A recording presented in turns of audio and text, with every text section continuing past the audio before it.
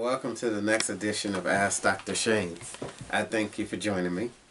A lot of women have been coming to me on and offline and saying, how do I choose my Mr. Right? How do I know who's Mr. Right for me? And they whip out these lists of these traits, and very well thought out, very good lists, and they proceed to describe how these men miss or hit with respect to their list. So to help them, I've even written about in my book, The Black Manual, the importance of having a very clear list, but a shorter list, which may surprise you. According to The Science of Living Happily Ever After, which is written by Dr. Tashiro, he says that when it comes down to it, you really get three things that you want. And don't get me wrong, some other things you also get because they're incidental or they come along with those three things. But if you could narrow your list of priorities down to three, you'll be much more successful. So let me give you an example. Imagine we take an auditorium of 100 men. We randomly pick them out of society and we put these 100 men into an auditorium. And we say, here are your three wishes, let's have at it. So your first wish is that he be 6 feet or taller. 6 feet or taller. So I say all the men that are 6 feet or taller, you can stay. The rest of you get up and leave. Well, the average height is 5'8".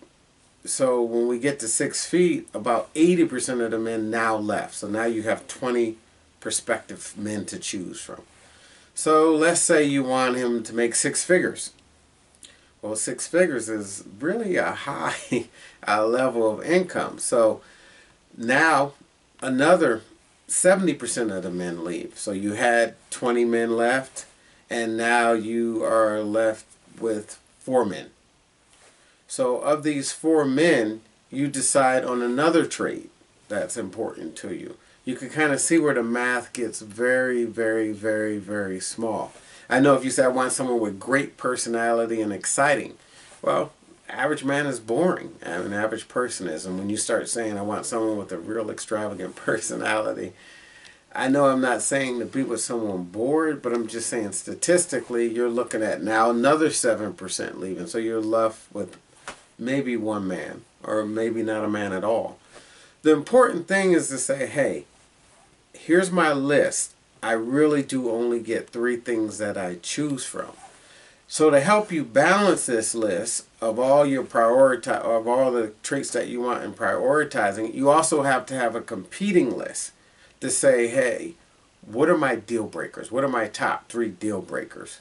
And as you get your top 3 deal breakers, for some of you it could be fitness. I know for me, like, I cannot be with a person that isn't healthy because I really struggle watching my mom and her struggle with her health, and how it didn't cost her years of her life, because I don't think health does. I think it costs you years of having a quality life. So that's a stickler for me. So figure out what your breaking point is, balance it with those 3 things that you have to have, and trust. Just trust that based on this list of 3 things, I'll be able to find what I want. I thank you for listening. I thank you for always tuning in to Ask Dr. Shane. If you want to learn more about this, we're having an upcoming event, and it's going to be in Washington, D.C., or you could have it live streamed to your computer.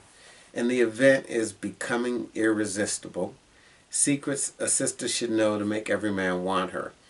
And you could pick up a ticket at Eventbrite. All you have to do is go to World Wide Web, becoming-irresistible.eventbrite.com. I'm sorry, .eventbrite.com. That's becoming-irresistible.eventbrite.com. And we definitely look forward to seeing you there. Make it a great day.